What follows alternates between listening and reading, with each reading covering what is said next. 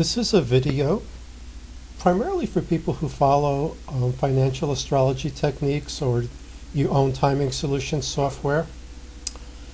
It's going to cover the swing trading time frame for gold. And it's a complement to a video I posted recently called Planetary Angles. So this was done using data from the late 1980s, early 1990s, as I simply replicated a study done by Robert Hand. Now I'm updating it with current prices. Gold, we don't have to trade the futures contract. Gold, actually, I wouldn't recommend that. The gold futures contract is very volatile. What I would recommend you do is, if you're interested in this technique, and I think you will be, to trade the Spider Gold shares. This is an exchange traded fund. It's traded on the New York Stock Exchange, ARCA Electronic Exchange. And you can feel a little confident here. GLD is the symbol. GLD is the world's largest gold exchange traded fund and the second largest of all ETFs. So the liquidity is awesome. You can actually day trade this thing.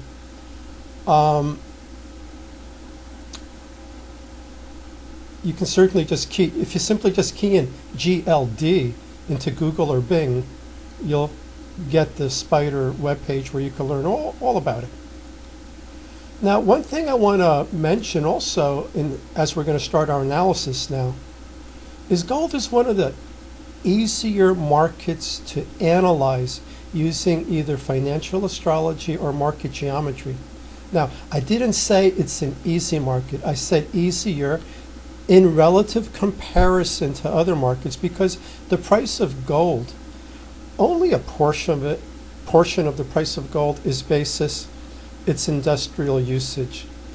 Gold is an inflation hedge and a barometer of people's uncertainty about financial, political conditions. Gold is hoarded. I think there's an expression in India, too much gold is never enough. They hoard gold over there. So gold is always in demand, and the trickier the political situation, the more gold rises, making it a wonderful candidate for tools that measure people's fear, greed, hope. Financial astrology, market geometry, they thrive on that. So let's take a look. I have loaded here symbol GLD. It tracks COMEX gold to within a dime. Now, I've got it centered here on the left. This is the all-time high price of gold, September 6, 2011.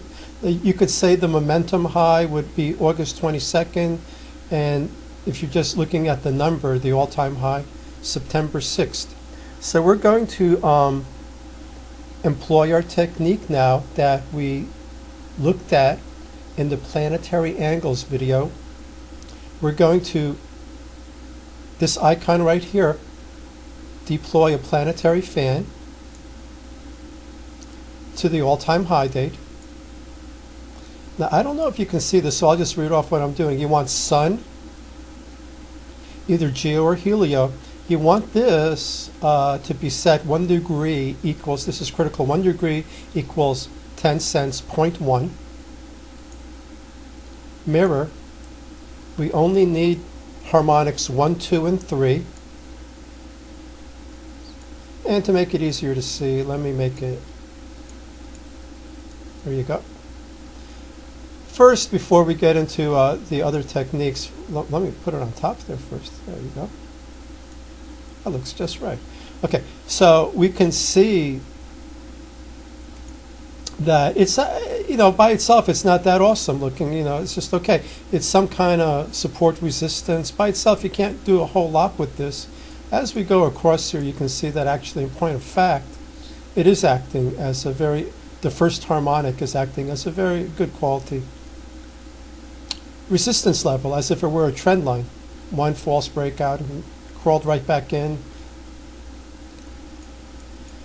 And you can see just how many times and how long it's been holding, and here it became support again. So it's very interesting that the first harmonic is always the most powerful trend line, the first harmonic. But Here's what I want to show you because we're interested in swing trading. Go back to the same icon, select Planetary Fan, and we're going to go to the first low date after the all-time high. That would be September 26th, 2011. Window opens up, same thing, I'm going to select Sun, Geo or Helio, 10 cents. I want the first three harmonics, 1, 2, and 3, click OK. And to make it easier to see, I'll make it black. There we go. Now before we analyze it, I want to tell you what's this thing with gold in the sun? You see, if this were another market, what I would be doing now is we would be going over the all-time high natal chart, selecting the planets, what's the trigger, what, when it's in parallel or conjunction, are we interested in. But with gold, you don't have to do that. Always the sun. Where's gold formed? Gold is formed, look at, not just any type of star, exotic stars. Now, our sun is a star. Exotic stars, that sounds, whatever. Anyway, the old theory was, and I still think that a lot of astronomers believe this, when stars blow, when they reach the end of their life and they explode in that tremendous heat, you have platinum and probably gold formed. And what's more likely now, they're saying, is it's a collision between two neutron stars. Happens about once every 10,000 years, so hoard your gold. We're not going to get any more for a while. But the point is that gold and stars, that's where gold comes from, stars.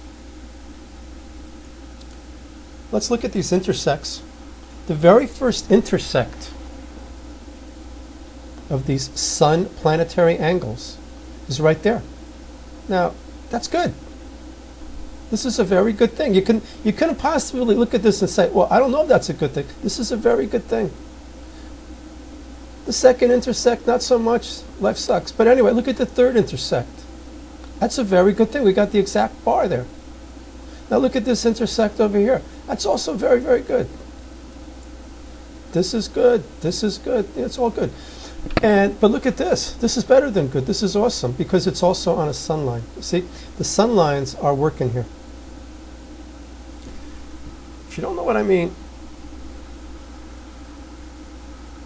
planets, you want the price right around a sun line. So you get this intersect here. You go to the next sun line, then you go to the next sun line. When this intersect happened here, see this intersect here? We weren't on a sun line. But you see this intersect here? We're on a sun line. So you have your intersect and price. It's on a sun line, and it works. Now you can say, well, it didn't here. Well, we're going to see other things you can do with the horizontal ephemeris to help you out there. So it's ideal, not absolutely required that it be on the sun line. But when you see this, you go, oh, wow, that's hot. Or you could use your own language. I don't care what you say. Now, what I'm going to do is just make these invisible. We'll come back to these in a minute. Let's go to the horizontal ephemeris. I'm just doing one. And I'm going to do this in declination. We already know that the sun is important. Moonlight is sunlight. The sun and the moon in astrology are called collectively the lights. So moon and sun will be our primary triggers. We're interested in Jupiter and Saturn. If you look at the all-time high dates, you'll see in declination land Jupiter's important. So in astrology, Jupiter is your benefic planet, expansion. Saturn is your contraction or malefic planet. So we're going to do Sun, Moon triggers, Jupiter, Saturn. So the black line, Moon, the orange line, yellow line, Sun, purple or pink or whatever the hell that is, Saturn, and the nice dark blue line, Jupiter. So basically, you can see that here, all three of them came together, and you're starting to break out here. Not much, but what were the planetary fans doing? That's what we're interested in. We're interested in aligning these things with the planetary fans, such that if we have an intersect between the moon and Jupiter, Saturn, or the sun, Jupiter, Saturn, then we're interested. We're interested in trading it. Now, let me expand this because it's really going to look. This is going to be a little crowded looking.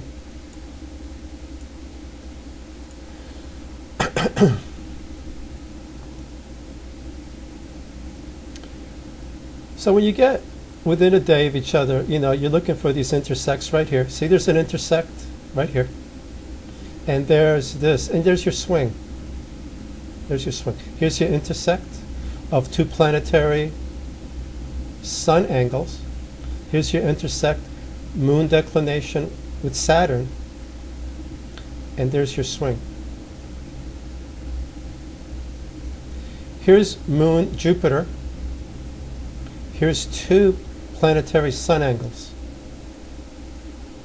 They're like a half day. It's not even a full day. It's a half day apart. Not even a full day. That's your peak, and that's also your reversal. Okay? Right here. So I don't think you really need too much more explanation. It's kind of obvious. I think from what you're seeing here, you can take this and run. Now the next question could be, well, you're doing this from all-time high 2011. What about today? Well, I'm pretty sure I said the sun and the moon always work on gold the way you're seeing me apply it here. Okay? All you have to do is two things. The first, don't use trivial little highs and lows. They have to be highs and lows that stand out when you look at the last half year. And of course, you have to give the market at least 3 weeks into the future, so to speak, to see if that's a really significant high or low. You can apply right over here the zigzag indicator. You can apply the zigzags, you know, go like 2.5–3% at least. And the zigzag will tell you what are the, as you can see here, the zigzag is, you can barely see it here. But the zigzag indicator here is connecting peaks and valleys. That's too small. You need a bigger zigzag. But what you'll do is select the zigzag that stands out. And this way it'll help you. So that's the first thing. The second thing that you have to do is never, ever, ever trade astronomical or astrological timers on their own. You never, ever do that. You have to deploy this with some sort of swing entry-exit system or some technical indicators. Let me give you an example. You see this intersect here? I mean, this to my eye looks really good. This looks really good. I'm happy about this. I'm happy I found techniques that let me do stuff like this. But if you traded this on the exact day here, you would have entered on this bar right here, right there. And that's the opening. That's the next day's opening. If you were trading the futures contract, you're $1,500 in the hole before this takes off. You probably would have been stopped out or gotten out or just felt miserable if you didn't before the move took off. And what if the move didn't take off and you don't have your stop loss in? So when you look at it like this, you go, hey, this is great. But if you're not trading it with some sort of an entry system that lets you trade as if you're really a trader, you're going to get screwed. So word to the wise, never trade this stuff on its own. Find yourself a swing trading system. You can look at my trading mechanics video. All right, have a good one.